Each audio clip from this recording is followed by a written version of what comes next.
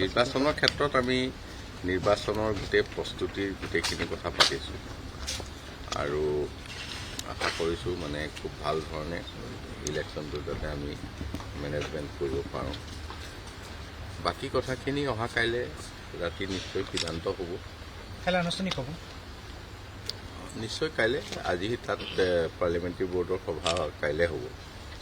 গতিকে আমাৰ প্ৰপ'জেলবিলাক আমি দিছোঁ, যোগাযোগতো আছোঁ।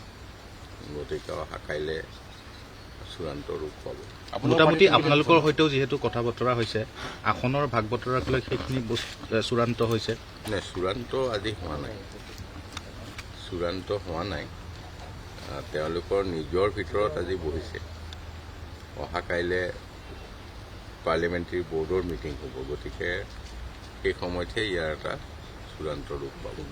যেতিয়া তেওঁলোকৰ মাজত মিটিংখন হৈছিলে দিল্লীত, তেতিয়া এটা কথা ওলাইছিলে, কিমান দূৰ সত্য নাজানো, কিন্তু আপোনাৰ পৰা গম পাম যে তেওঁলোকে আপোনালোকৰ সৈতে ভিডিঅ' কনফাৰেন্সিং বা ফোনতো কিবা কথা পাতিছে নেকি? সেনেধৰণে নহয়, যোগাযোগ হৈছে, কিন্তু অহা কাইলৈ নিশ্চয় সেইখিনি আকৌ পুনৰ যোগাযোগ হ'ব। কিমানখন আসনৰ ২৬টা সমষ্টিৰ প্ৰস্তাৱ আছে। তাৰ ভিতৰতে সমষ্টিৰ কিবা অলপ সাল সলনি হয়তো হ'ব পাৰে। সেইখিনি কথা এতিয়ালৈকে চূড়ান্ত হোৱা নাই। আমিনুল ইছলামৰ নাম চৰ্চাত আছে। বৰ্তমান তেওঁ AUDF পৰা ত্যাগ কৰিছে। আপোনালোকৰ লগত কিবা যোগাযোগ হৈছে নেকি? কাৰণ তেওঁ কৈছে যে কথা বতৰা হৈছে বুলি, কিন্তু তেখেতে যোগাযোগ কৰিছিলে, কিন্তু তাত আমাৰ জাভেদ ইছলাম ডাঙৰীয়াটো ইতিমধ্যে কাম কৰি আছে বা ইয়াৰ আগতেও তেখেতে প্ৰতিদ্বন্দ্বিতা কৰিছে। গতিকে এই সময়ত তেখেত থকা সময়ত আমি আৰু পুনৰ বিবেচনাৰ কথাটো কৰি থকা নাই এই মুহূৰ্তত। কিন্তু যদি আহিব বিচাৰে দললৈ, সেইটোৰ কাৰণে অধিক আৰু কথা বতৰা হ'ব লাগিব। কিন্তু আমাৰ যিহেতু এজন ব্যক্তিয়ে ইতিমধ্যে আগতে MP কৰিছে, তেওঁ MLA দিছে, গতিকে তেওঁতো কাম কৰি আছে ন। ৰঙানদী সমষ্টিত আপোনালোকৰ পাৰ্টি আছে, আপোনালোকৰ পাৰ্টি প্ৰক্ষেপ কৰিব ৰঙানদী আমাৰ নাওবৈচা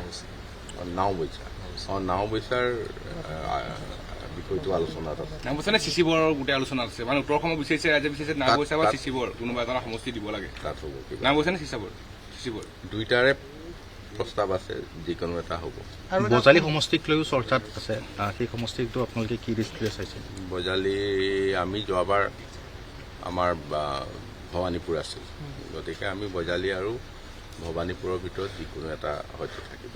আপোনালোকৰ এটা শক্তিশালী সমষ্টি যিটো লুপ্ত পাইছে, আমগুৰি সমষ্টি, তাৰ যিজন বিধায়ক আছিলে প্ৰদীপ হাজৰিকা, তেওঁ এইবাৰ নাই আমগুৰি সমষ্টিটো আজি শিৱসাগৰ সমষ্টিৰ লগত মিক্স হৈছে, লগ হৈছে, চামিল হ'ল। গতিকে শিৱসাগৰ যিটো সমষ্টি সেইটো আমাক আমি থাকিব বুলি আশা কৰিছোঁ। আৰু দুটা সমষ্টি চৰ্চাত আছে, মই আৰু নকওঁ, চেণ্ট্ৰেল গুৱাহাটী আৰু নকওঁ, বহুত ক'লো। আপুনি বিচৰা বাতৰি পাব কেৱল নিউজ 18 এপত। নিউজ 18 এপ ডাউনলোড কৰিবলৈ স্কেন কৰক এই QR কোড। গুগল প্লে ষ্টৰতো পাব এই নিউজ 18 এপ।